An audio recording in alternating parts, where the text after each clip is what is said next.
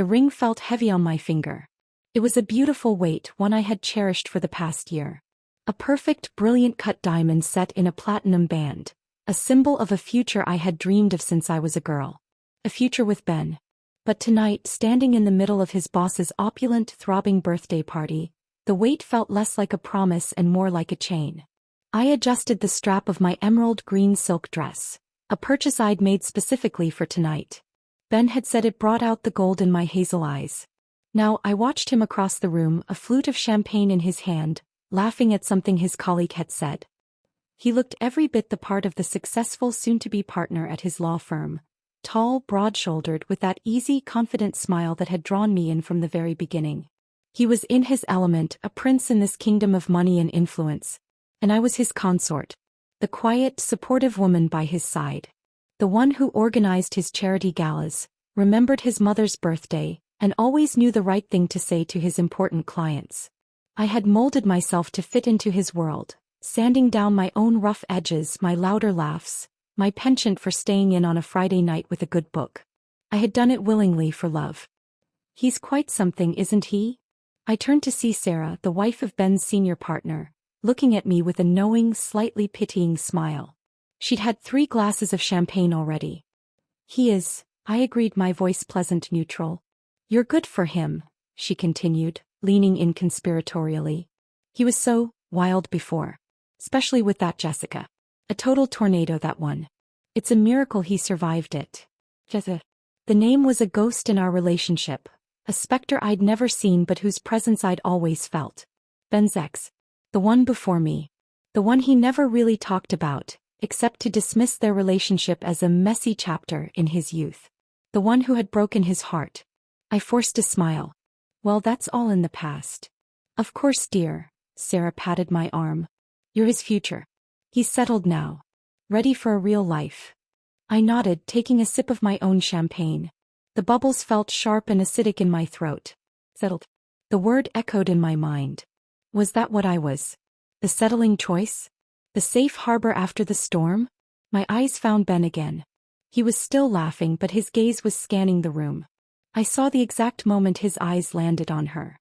The change was instantaneous, subtle, but to me it was as clear as a thunderclap. His smile didn't fade, but it shifted, tightened. The easy confidence flickered, replaced by a sharp, focused intensity. His shoulders straightened just a fraction more. I followed his line of sight. She stood near the grand piano, a vision in blood red. Her dress was backless, daring, and she wore it like a second skin. Her dark hair cascaded in loose waves down her back, and even from across the room, I could see the magnetic energy radiating from her. She was laughing, a throaty, uninhibited sound that cut through the polite hum of the party. Jessica. She was everything I wasn't. Voluptuous where I was slender, bold where I was reserved, a roaring fire to my steady candle. And Ben was staring at her as if he were a man dying of thirst and she was the only source of water in the desert. A cold knot tightened in my stomach. I told myself I was being paranoid. This was a party. Of course he would look. He was an ex. It was natural to be curious. He caught my eye then and gave me a small, private smile. He raised his glass slightly in a silent toast. See, I told myself. He's with you. He loves you. The ring on my finger seemed to warm, reassuring me. For the next hour I played my part perfectly. I made small talk with the firm's partners. I complimented the hostess on the exquisite flower arrangements. I laughed at jokes I only half heard.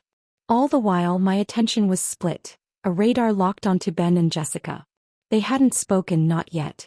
But the room felt charged, the space between them humming with an unspoken history. I was talking to a sweet elderly man about his prize-winning roses when I saw Ben break away from his group and start walking. Not towards the bar, not towards the restrooms. He was cutting a direct path through the crowd, his destination clear. Jessica. He saw him coming. A slow, feline smile spread across her lips. She didn't move, just waited, a queen accepting the approach of a subject. I excused myself from the rose enthusiast, my heart beginning a slow, heavy thud against my ribs. I moved without conscious thought, my feet carrying me to the periphery of the dance floor, closer to them, hidden by a group of people but with a clear line of sight. They were standing by the French doors that led out to the moonlit terrace. I couldn't hear their words over the music, but I could see their bodies. Ben's posture was stiff, formal. Jessica's was languid, provocative. She reached out and playfully straightened his tie, her fingers lingering on the silk. He didn't pull away. He was saying something, his expression serious. She laughed, tossing her head back. Then she said something, her eyes locking with his, and his resolve seemed to crumble. The formal mask slipped, and for a moment I saw the raw, young man he must have been with her. Vulnerable. Captivated. She placed a hand on his chest, over his heart. My heart. And then it happened. It wasn't a passionate, dramatic movie kiss. It was slower, more devastating. She leaned in, her mouth close to his ear, whispering something. He closed his eyes, a pained, ecstatic expression on his face. Then he bent his head and his lips met hers. It was a kiss of memory, of surrender. It lasted only a few seconds, but in those seconds, the entire foundation of my world shattered. The noise of the party faded into a dull, roaring silence. The beautiful, glittering people around me turned into blurred, meaningless shapes. All that existed was the two of them locked in that silent, intimate betrayal. The weight on my finger became unbearable. The beautiful, brilliant diamond was now just a piece of cold, hard carbon, a lie set in platinum. I looked down at my hand. My engagement ring. The promise of a life together. The symbol of all the pieces of myself I had given away to build this future with him. And as I watched him pull away from her, his expression dazed, guilty, I knew. I knew with a chilling, absolute clarity that I was not his future. I was just the placeholder. The safe choice. The woman he had settled for after the tornado had passed through. The cold in my stomach spread through my entire body, freezing the pain, the humiliation, the heartbreak into a single sharp point of resolve. Slowly, deliberately I curled my fingers. I grasped the ring. It was tight on my finger, a perfect fit for a life that was a perfect lie. I twisted it, the metal scraping against my skin, and with a final, quiet pull I slid it off. The sensation was immediate.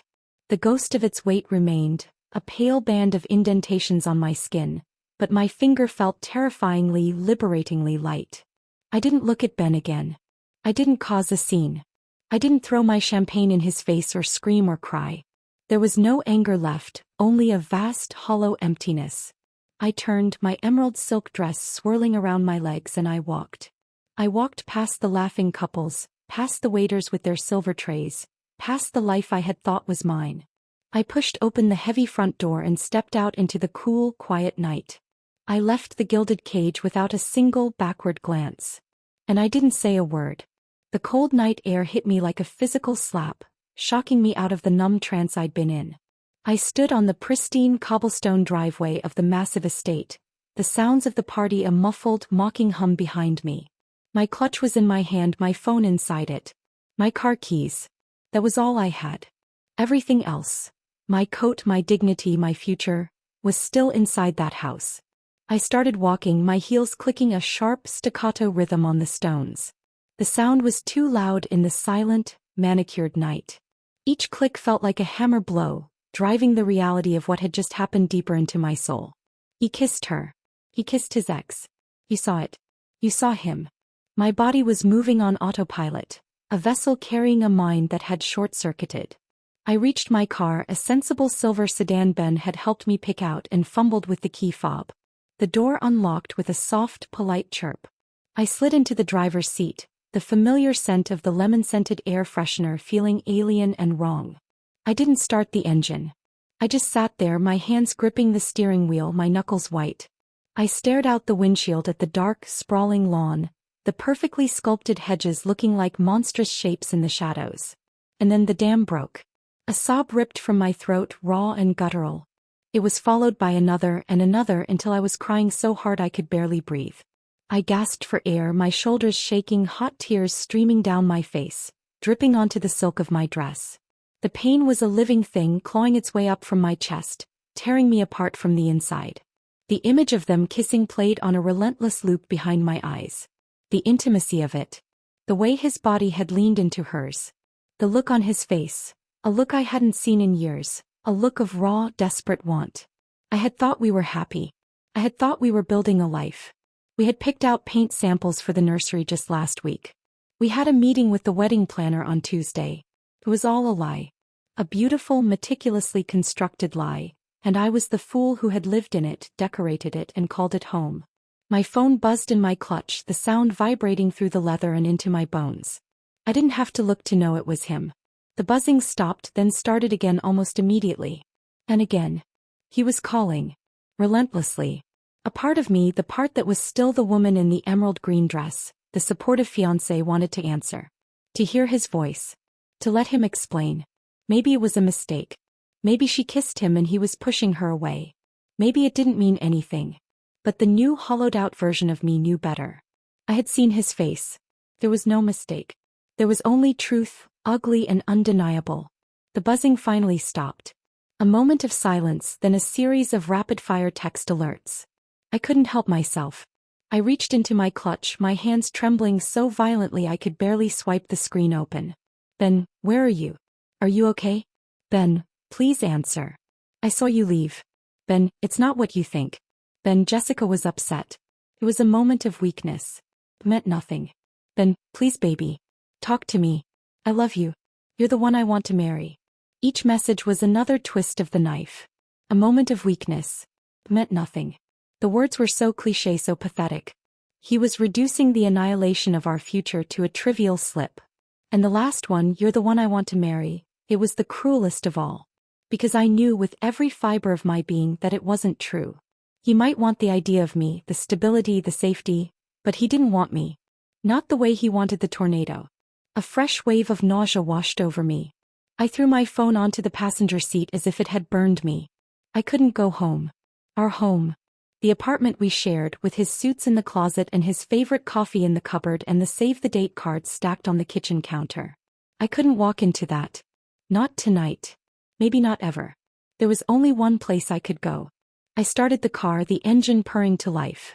I didn't look back at the mansion as I drove down the long, winding driveway and out onto the main road.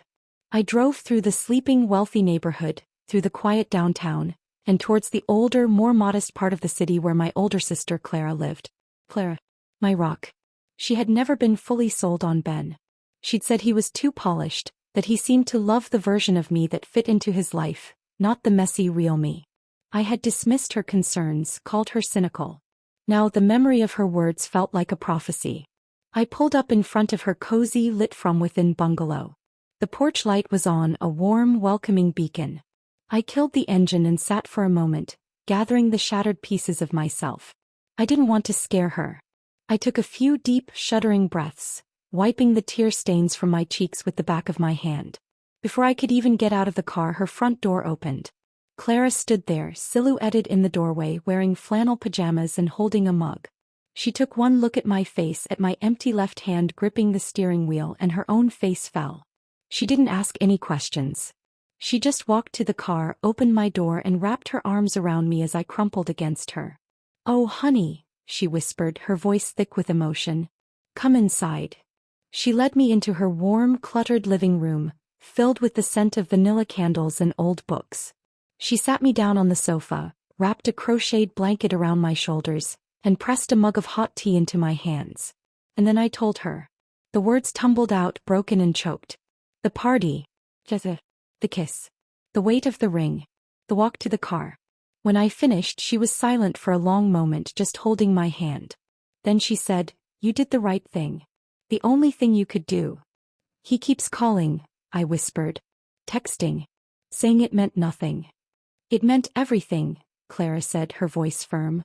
"It meant that when presented with a choice, a piece of his past, he chose to be unfaithful. In front of you, in front of everyone. It meant he has no respect for you or for your relationship. It meant nothing, is the lie cheaters tell to make themselves feel better. The action itself is the truth." Hearing her say it so bluntly, so clearly, solidified the reality. The pain was still there, a gaping wound, but the confusion began to recede. He was right. The kiss was the truth. My leaving was the consequence. "What do I do now?" asked my voice small. "First, you block his number. Tonight. Right now. You don't need to hear his excuses.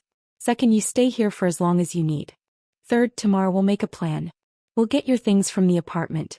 But for tonight, you just breathe. You're safe here." I took my phone out. My hand was steadier now. I went to his contact, my thumb hovering over the block button. It felt like a monumental step, severing the last thin thread. But looking at my sister's determined face, feeling the ghost of the ring on my finger, I knew it was necessary. I pressed block. Then I turned off my phone completely. The silence that followed was profound. It wasn't the empty silence of the car. It was a peaceful, protected silence. I was on hallowed ground, yes. Everything I had built was gone. But I was not alone. And for the first time since I'd seen them kiss, I took a full, deep breath. The world had ended, but I was still here. And that, I realized, was the beginning of something new. The first morning was the hardest. Waking up on Clara's sofa bed, the events of the previous night came crashing back not as a memory, but as a fresh, present-tense horror. The hollow ache in my chest was my new permanent resident. For a few disorienting seconds I reached for my phone, a habitual gesture to check the time, to see if Ben had sent a good morning text. Then I remembered. The blocked number. The shattered life. Clara was already up, the smell of coffee and bacon filling the small house.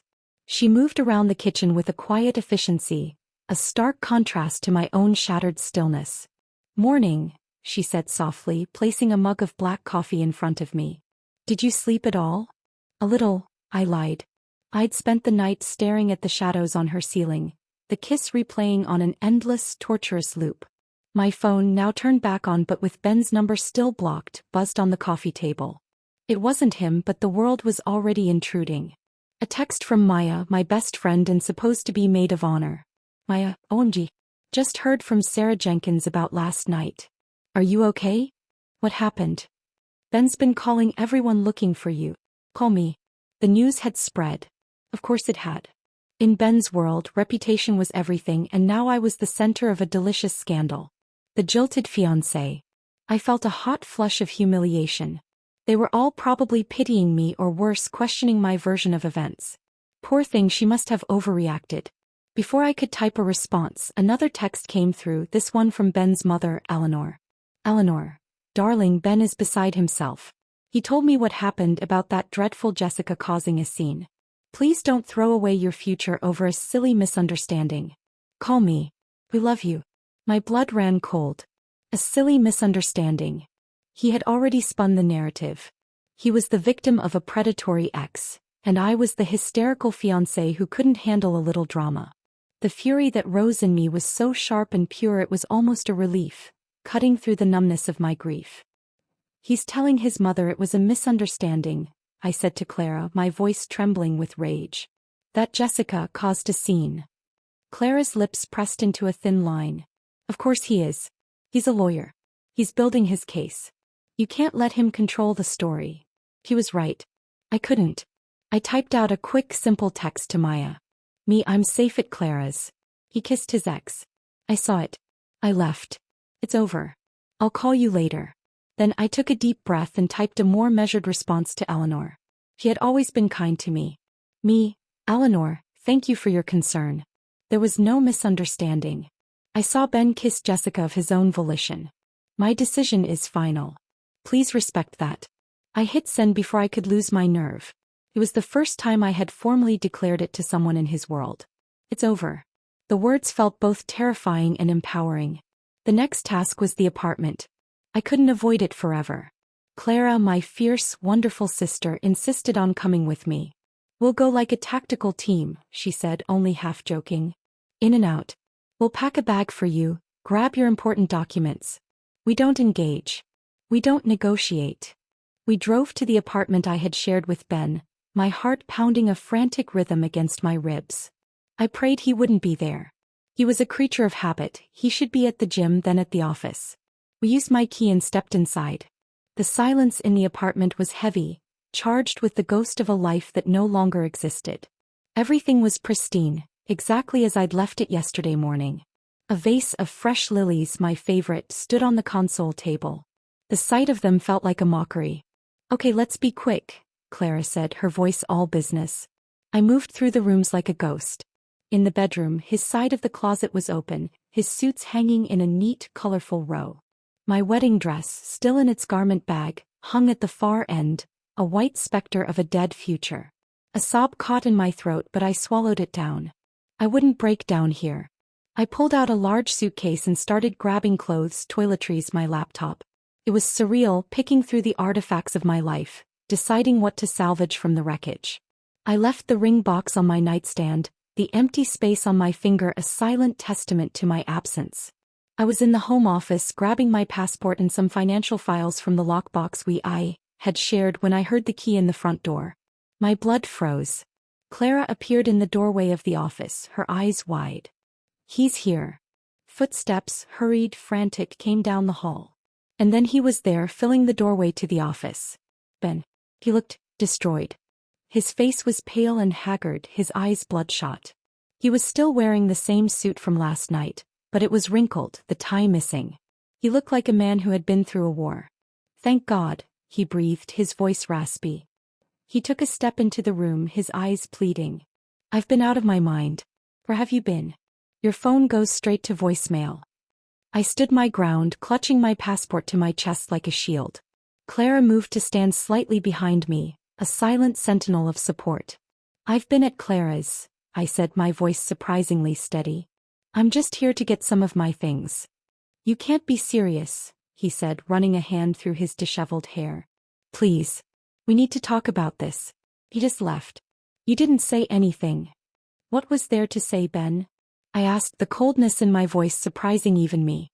"Congratulations. Hope it was worth it." He flinched as if I'd struck him. "It was a mistake. A stupid, drunken mistake.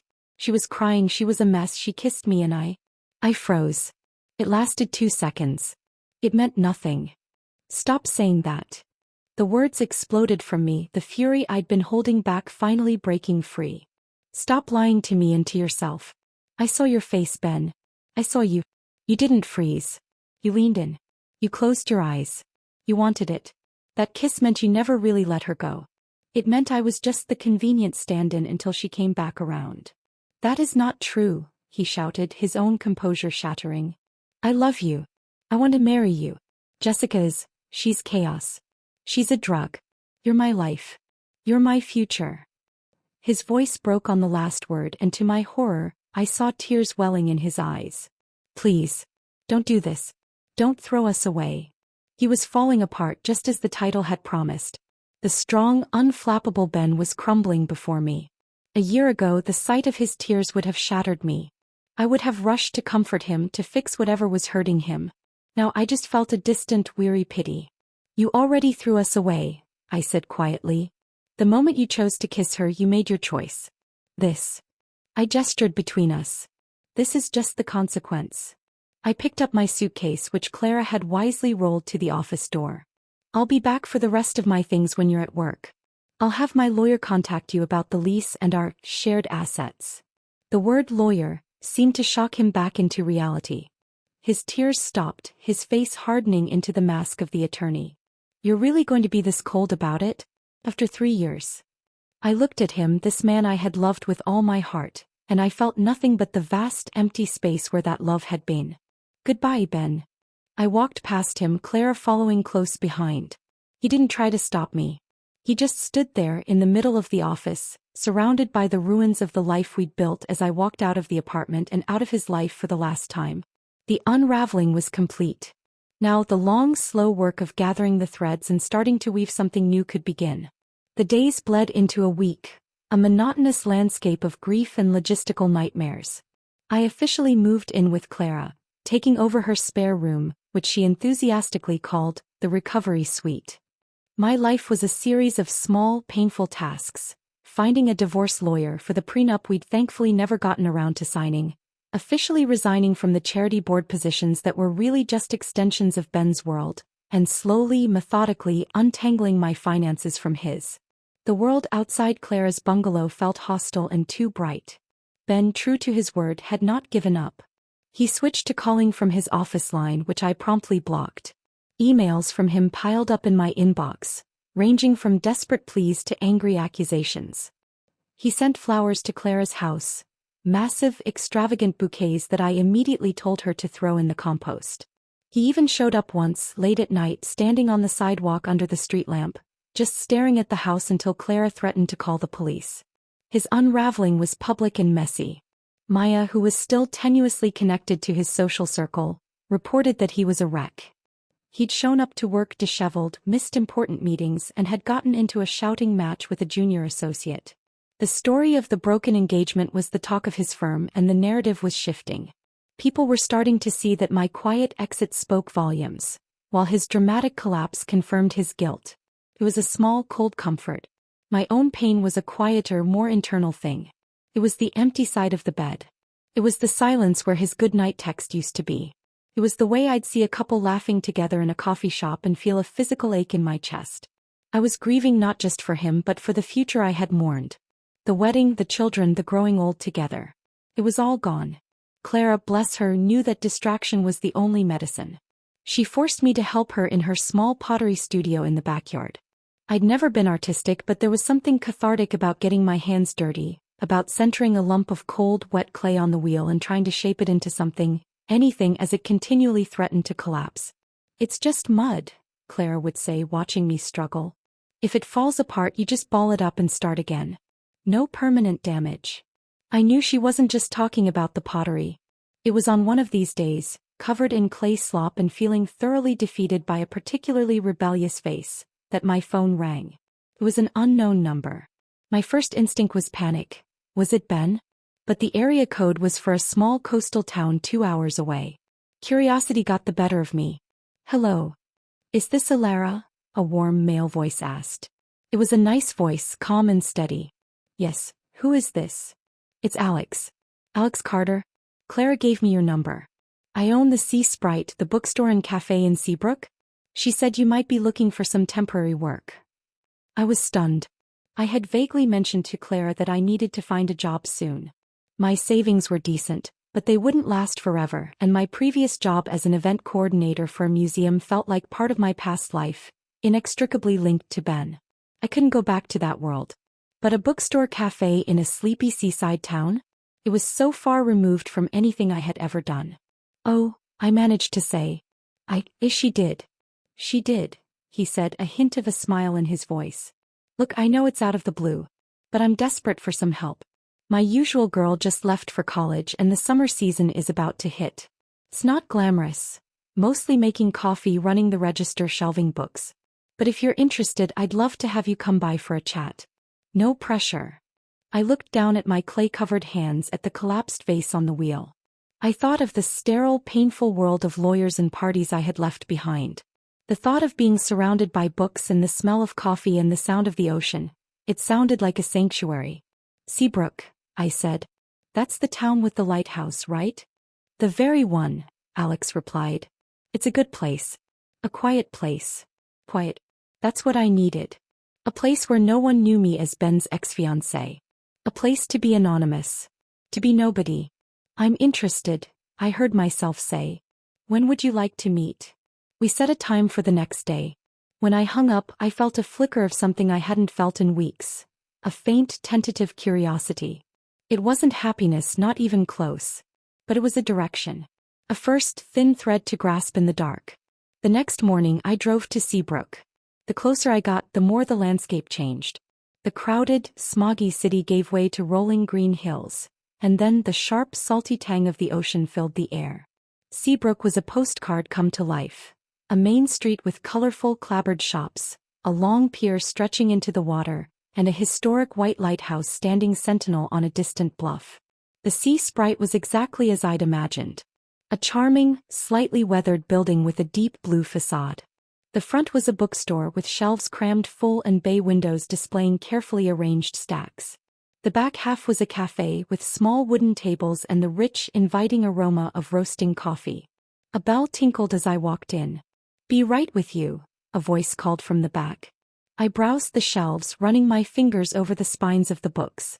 It felt peaceful. Safe. A moment later, a man emerged from the back room, wiping his hands on a flour-dusted apron. He was tall but not in Ben's imposing way. He was lean, with sun-bleached brown hair that curled a little at the nape of his neck and kind, crinkly eyes the color of the sea outside. He looked to be in his late 30s, and he had the relaxed, capable air of someone who was completely at home in his own skin.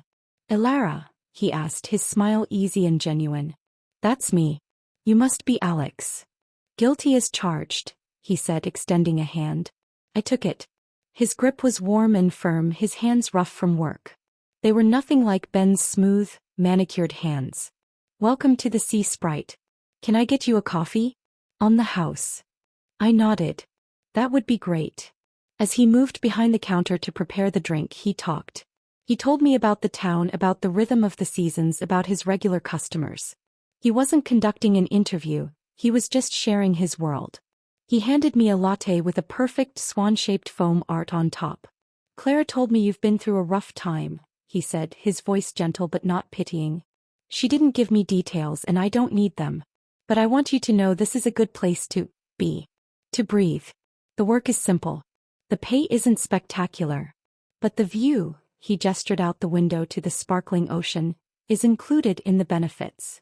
I looked from his kind, open face to the endless blue of the sea, and then down at the beautiful latte he'd made me. It was a small thing, a simple gesture. But after weeks of feeling like a problem to be solved or a piece of damaged goods, it felt like a profound kindness. When can I start? I asked. Alex's smile widened. How about tomorrow? I drove back to Clara's that afternoon, the salt air still clinging to my clothes. The heavy, leaden weight in my chest was still there, but it felt different, lighter somehow. I hadn't found a new life. I hadn't found happiness. But I had found a harbor. And for now that was enough. It was the first thread. The Sea Sprite became my anchor, my sanctuary.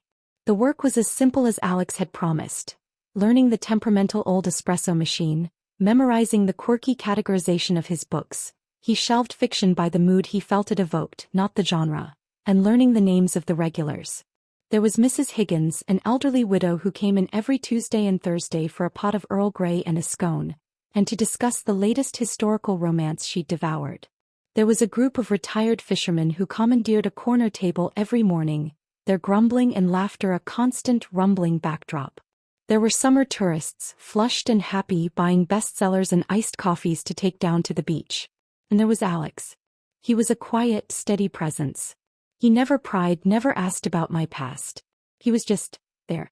He taught me how to steam milk to the perfect microfoam, how to identify a first edition, how to calm down a frustrated tourist whose kids were having a meltdown. He had a deep, abiding patience both for people and for things.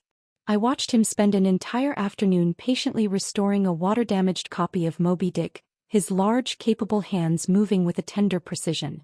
It was a world away from the high-stakes, high-gloss life I'd led with Ben.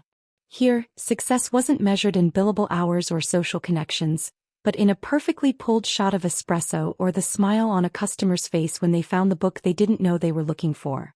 The rhythm of the days began to soothe my shattered nerves. The constant, gentle crash of the waves outside the shop was a lullaby compared to the frantic hum of the city. My hands, which had felt so useless holding a champagne flute at that fateful party, were now always busy, wiping counters, stacking books, arranging pastries. The physical tiredness at the end of the day was a clean, honest feeling, and for the first time in weeks I began to sleep through the night.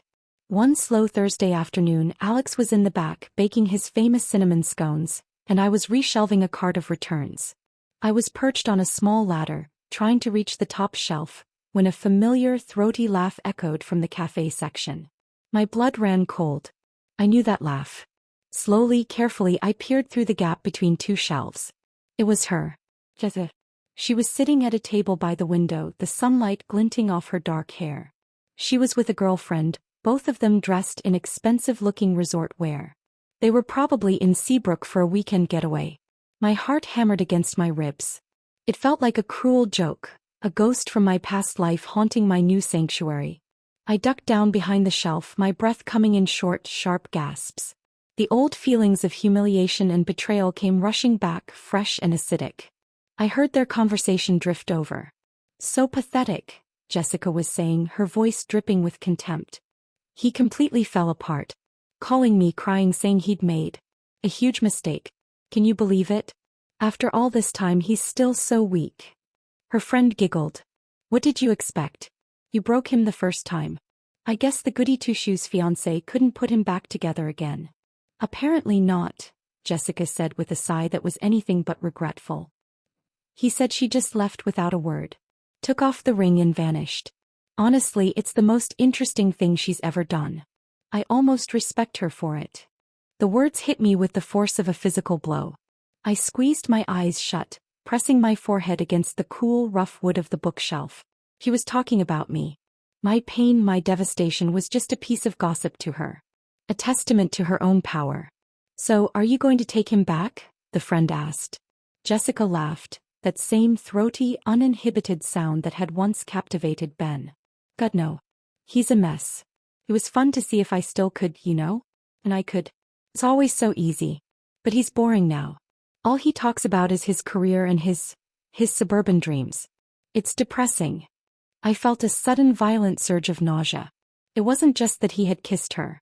It was that he had been reduced to this.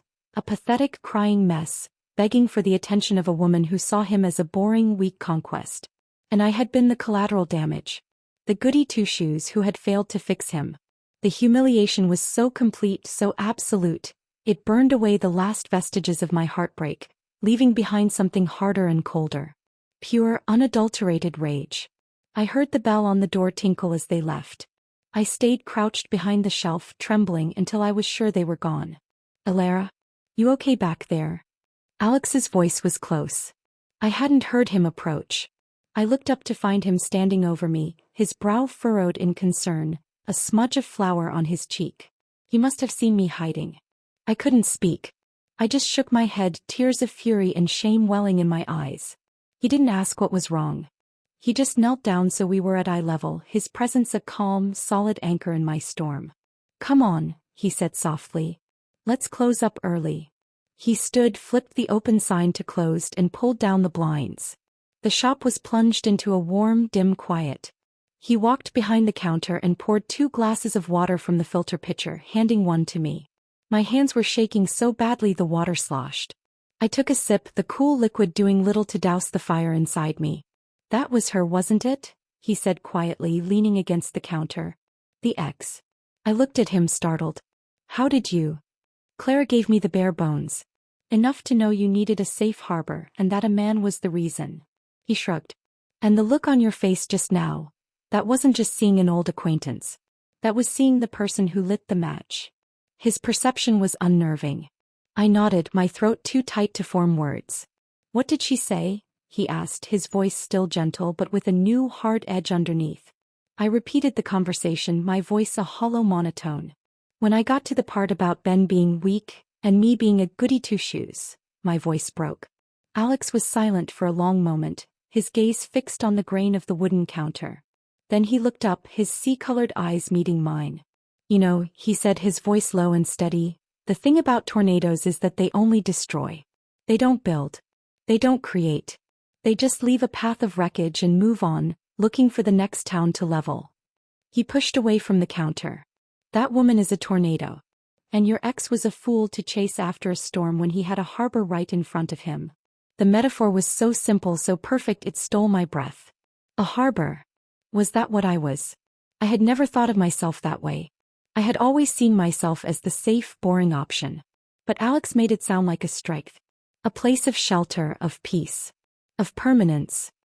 He fell apart because he realized he traded something real for a fantasy, Alex continued. "And she's not worth a single second of your anger. She's just a force of nature. A destructive one. You don't get angry at a hurricane for being a hurricane. You just get out of its way and rebuild somewhere stronger." He took my empty glass and set it in the sink. "Let's get out of here. I need to check on something at the lighthouse. Come with me." I didn't have the energy to refuse.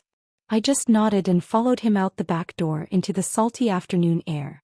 We walked in silence along the coastal path, the wind whipping my hair.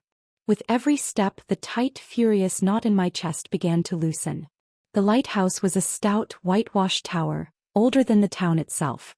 Alex was a volunteer keeper, responsible for its basic maintenance. He unlocked a small side door and we climbed the narrow, spiraling stairs to the top. The view was breathtaking. The entire sweep of the bay was laid out before us, the ocean stretching to the horizon in an endless expanse of blue. Seabrook looked like a toy village below, colorful and peaceful. From up here my problems felt small. Jessica was a speck. Ben was a memory. The party, the kiss, the ring, it was all just noise down there. I stood at the railing, letting the wind clean me out, feeling it sweep away the last remnants of Jessica's poison. Alex stood beside me, not speaking, just sharing the space. After a long while, he said, "I was engaged once." I turned to look at him, surprised. He'd never offered anything about his past. "Her name was Chloe," he said, his gaze fixed on the horizon. "We were young. I was a chef in the city, working crazy hours trying to build a career. She wanted adventure. She met a photographer who was passing through and she left. Just like that. No note, no big confrontation. She just packed a bag and was gone. I'm so sorry, Alex." He shrugged, a small, sad smile touching his lips. "It broke me for a while. I lost my job. I lost my way. I ended up here in Seabrook staying with my uncle. I started working in this rundown old bookstore to pay the rent. And slowly, I realized I was happier here, surrounded by books and coffee and the sound of the ocean, than I ever was in a Michelin-starred kitchen. So I bought the place. I rebuilt." He finally looked at me. "The point is, sometimes the thing that feels like the end of the world is just the universe forcing you onto the path you were always meant to be on. It hurts like hell. But it leads you home." Tears welled in my eyes again, but this time they weren't tears of rage or grief. They were tears of recognition. Of understanding. He saw the shift in me. He didn't try to hug me or comfort me further. He just gave me that steady, quiet smile and said, "Ready to go down?" I nodded. "Yeah. I'm ready." As we descended the spiral stairs, leaving the vast, clean sky behind, I felt different. Lighter. The encounter with Jessica, which had felt like a catastrophic setback, had instead been a crucible. It had burned away the last of my attachment to Ben, my humiliation, my self-pity. Alex had given me a new story. I wasn't the jilted fiancé. I wasn't the goody two-shoes. I was a harbor. I had been shattered, but I was rebuilding. And I was rebuilding here, in this quiet town by the sea, surrounded by books and the steady, patient rhythm of the tides. And for the first time, the thought of that future didn't feel like a consolation prize. It felt like a victory. Weeks turned into a month, and the rhythm of Seabrook seeped into my bones. The summer season arrived in full force, and the Sea Sprite was bustling from open to close. The work was demanding, but it was a good kind of tired. I felt competent, useful. The ghost of the woman I had been, the one in the silk dress at the party, felt like a character from a book I'd read long ago. My friendship with Alex deepened into something easy and comfortable. We fell into a routine. Early mornings preparing the cafe before opening, the busy lunch rush, and then the slow, golden afternoons where we'd take turns choosing music to play over the speakers. He introduced me to old folk bands I'd never heard of, and I subjected him to my playlists of powerful female singer-songwriters. He'd just smile and shake his head, tapping his fingers on the counter in time to the music. One evening, after we'd closed up and were wiping down the tables, he said, "The Seabrook Summer Festival is this weekend. There's a bonfire on the beach Saturday night. It's kind of a town tradition. You should come." It was the first time he'd explicitly invited me to something outside of work. A flutter of nervousness, the first I'd felt in a long time regarding a man, stirred in my stomach. "I'd like that," I said, hoping my voice sounded casual. Saturday night found me walking down to the beach, wearing jeans and a simple sweater, my hair loose around my shoulders. The air was cool and carried the scent of wood smoke and salt. A massive bonfire roared in a fire pit dug deep into the sand, its flames licking at the darkening sky. The whole town seemed to be there. Families with kids roasting marshmallows, groups of teenagers laughing, couples walking hand in hand along the water's edge. I spotted Alex near the fire talking to a couple of the retired fishermen from the shop. He saw me and waved me over, his face illuminated by the flickering firelight. He handed me a ceramic mug of hot cider. "Glad you made it," he said, his voice warm. We stood together, sipping our cider, listening to the snap and crackle of the fire and the murmur of the crowd. It was comfortable. Easy. After a while, we left the circle of firelight and walked along the damp, packed sand where the waves gently lapped. "You seem more settled," he said after a comfortable silence. "Like you're not just visiting anymore." "I feel it," I admitted. "This place, it feels more like home than my apartment in the city ever did." "That's because it's real," he said simply. "No pretense. What you see is what you get." We walked a little further, the noise of the festival fading behind us. The moon was full, casting a silvery path across the black water. Can I ask you something? I said, my courage bolstered by the cider and the magic of the night. Why did you hire me? You didn't know me. Claire just called you out of the blue. You could have found any college kid for the summer. Alex was quiet for a moment, his hands shoved in his pockets. When Clara called, she said her sister was going through a rough time and needed a soft place to land. She said you were kind and smart, and that you'd been hurt by someone who didn't deserve you. He glanced at me. I've been that person. I know what it's like to need a soft place. This shop, it was my soft place. It seemed right to pay that forward. His honesty was disarming. Thank you, I whispered, my throat tight. You have no idea what it's meant to me. He stopped walking and turned to face me. The moon was bright enough that I could see the earnest expression in his eyes. I think I might have some idea. The air between us shifted. The easy camaraderie was still there, but it was charged now with a new, unforeseen current. I was acutely aware of his proximity, of the sound of his breathing, of the way he was looking at me, not as a damaged project but as a woman. He reached out slowly, giving me every chance to pull away, and tucked a strand of wind-blown hair behind my ear. His fingers brushed against my cheek, and the touch was electric, a jolt of pure, undiluted life that shot through my entire nervous system. It was the first time a man had touched me since Ben. And it felt nothing like Ben's touch. Ben's touches had been possessive, demanding, a claim staked. Alex's touch was a question. An offering. My breath hitched. I didn't pull away. Elara, he said, my name a soft sigh on his lips. And then he leaned in and he kissed me. It wasn't a kiss of desperate passion or chaotic need, like the one I'd witnessed between Ben and Jessica. It was nothing like I had ever experienced. It was slow, tender. A gentle exploration. It was the taste of sea salt and wood smoke and sweet cider. It was a kiss that felt like coming home after a long, arduous journey. It was a kiss of possibility. When he pulled away, we were both breathing a little raggedly. He searched my face, his eyes full of a quiet hope. Was that okay? A laugh bubbled up in my chest, a genuine, joyful sound I hadn't heard from myself in months. Yes, I said, my voice sure and clear. That was more than okay. He smiled, a real, full, breathtaking smile that reached his eyes and made them crinkle at the corners. He took my hand, his fingers lacing through mine, and we turned to walk back towards the distant fire, the moon lighting our path. The kiss had changed everything. It hadn't erased the past. The hurt was still a part of my history, a scar I would always carry. But it had proven that my heart wasn't a barren wasteland. It was capable of blooming again in this new soil under this different sun. The unforeseen current had pulled me in, and for the first time, I wasn't afraid to let it carry me. The world had color again. It was the most startling change. The gray pall that had hung over everything since the night of the party had lifted, burned away by the bonfire and Alex's kiss.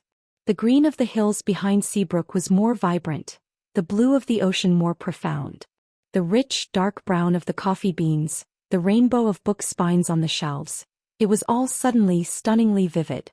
My days at the Sea Sprite took on a new, sweet dimension. The casual touches as we passed each other behind the counter, a hand on the small of my back, a brush of fingers when handing over a mug, sent little thrills through me. Our conversations were the same, but now they were punctuated with lingering looks and secret smiles. We were building something brick by careful brick, on a foundation of friendship and shared quiet understanding. I was shelving books one afternoon, humming to myself, when my phone vibrated on the counter. It was Claire. Hey, I answered, my voice light. Hey yourself, she said, and I could hear the smile in her voice. You sound good. Really good. I am, I said, and it was the truest thing I'd felt in a long time. I really am. I'm glad. Listen, I hate to be the bearer of bad news, but I thought you should hear it from me. Ben's mother called me. The name was like a distant echo from another lifetime. The flutter of happiness in my chest stilled. Eleanor? Why? She's worried. She said Ben has hit rock bottom. He lost a huge case at work because he was unprepared. The firm put him on mandatory leave. He's not leaving his apartment, he's not answering her calls. He's scared Hilaire. She asked if I could talk to you to see if you'd, I don't know, talk to him. She thinks you're the only one who can get through to him. A cold stone settled in my stomach. This was the final act of his unraveling. He had fallen apart just as the title had promised. A year ago this news would have sent me into a panic. I would have dropped everything and rushed to his side, my own heart breaking for his pain. Now I felt a distant weary pity. And a firm, unshakable resolve. No, I said, my voice calm. No. Claire sounded surprised. No, Claire. I'm not his lifeline. I'm not his rehabilitation center. His mental health is not my responsibility. He made his choice and I made mine. His consequences are his to bear. There was a long silence on the other end of the line. Then a soft, proud laugh. I wanted to pass the message along. I'll tell Eleanor you're unavailable. Thank you. I hung up and leaned against the counter, taking a deep, steadying breath. The ghost had tried to reach out, but it had no power here. Not in my bright, colorful new world. The bell on the door jingled. I looked up, expecting Mrs. Higgins or the fisherman. It was Ben. He stood just inside the doorway, blinking as his eyes adjusted to the dim light of the shop. He looked awful. Gaunt. His suit, usually impeccably tailored, was rumpled and hung loosely on his frame. His hair was unkempt and there were dark shadows under his eyes. He looked like a man who hadn't slept or eaten properly in weeks. Our eyes met across the room. For a moment neither of us moved or spoke. The hum of the refrigerator, the distant crash of a wave, it all seemed to magnify in the thick silence. Elara, he finally said, his voice raspy and broken. I didn't say anything. I just waited. He took a few hesitant steps into the shop, his eyes scanning it as if it were an alien landscape. This is where you've been? Working in a coffee shop. The disdain in his voice, even now, was faint but unmistakable. It solidified my resolve. What do you want, Ben? My voice was even, devoid of the anger or hurt he probably expected. He flinched at my tone. I want to talk to you. Please. I've been lost without you. That's not my problem, I said quietly. He stopped a few feet from me, his hands clenching and unclenching at his sides. I know I messed up. I know what I did was unforgivable. But you have to understand. Jessica, she's a sickness. I was weak. I was stupid. But I love you. It's always been you. He was still using the same script. The same pathetic excuses. He hadn't changed. He'd just gotten more desperate. It doesn't matter, Ben, I said. It's over. It was over the moment you kissed her. How can you say that? He pleaded, his voice rising. After everything we had. Our life. Our plans. You're just going to throw it all away and hide out here serving coffee? I'm not hiding, I said, a flicker of heat entering my voice. I'm living. This is my life now. And it's a good one. He shook his head, a desperate, wild look in his eyes. No. This isn't you. You're more than this. Come home. Come back with me. We can fix this. We can go to counseling. We can start over. He reached for me, his hand aiming for my arm. I took a swift step back out of his reach. The movement was sharp, definitive. Don't, I said, the word like a shard of ice. He froze, his hand hanging in the empty air between us. The look of utter devastation on his face was complete. This was his reckoning. Not with anger, not with a dramatic scene, but with my absolute, unassailable indifference. There is no home with you anymore, Ben, I said, my voice low and clear. There is no us to fix. You need to leave. And you need to never contact me again. The back door to the kitchen swung open and Alex walked out, carrying a tray of freshly baked scones. He took in the scene in an instant. My rigid posture, Ben's desperate, disheveled appearance. He didn't say a word. He just set the tray down on the counter and came to stand beside me, not touching me, but his presence a solid, unwavering wall of support. Ben's eyes darted from me to Alex, and understanding dawned on his face. It was the final, crushing blow. He hadn't just lost me to my anger. He had lost me to a new life, a new love, a man who stood by my side in a way Ben never truly had. The last bit of fight seemed to drain out of him. His shoulders slumped. He looked like a ghost. I see, he whispered. Without another word he turned and walked out of the shop. The bell jingled merrily behind him. I let out a long, shaky breath. Alex's hand found mine, his fingers lacing through his grip strong and sure. You okay? He asked softly. I looked from the empty doorway to his concerned, kind face. I thought of the bonfire, the lighthouse, the kiss on the beach. I thought of the quiet rhythm of my days, the peace I had fought so hard to find. Yes, I said, and I meant it with every fiber of my being. I'm okay.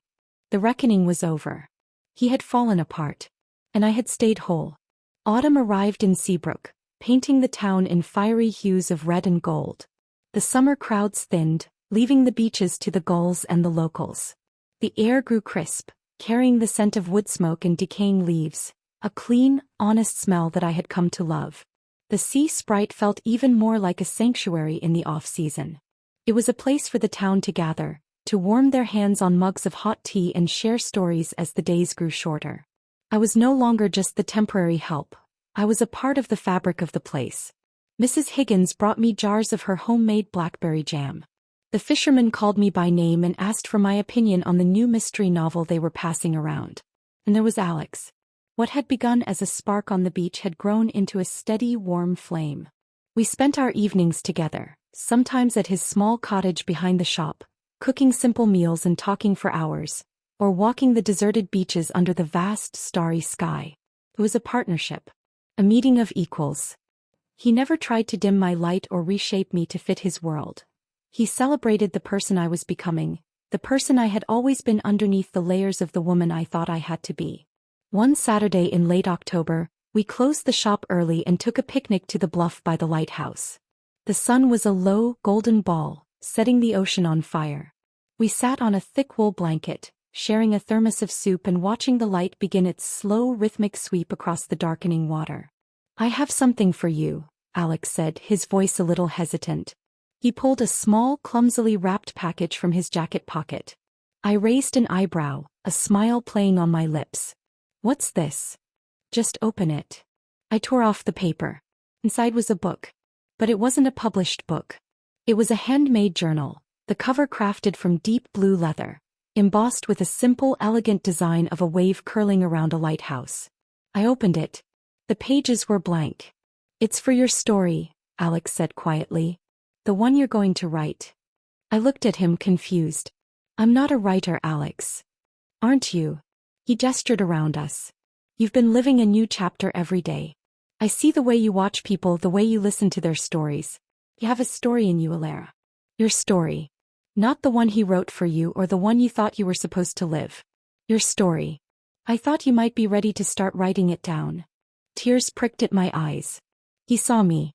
He saw the parts of me that had been dormant for so long, the creative spark, the quiet observer, the woman with her own dreams that had nothing to do with charity galas or a partner's career.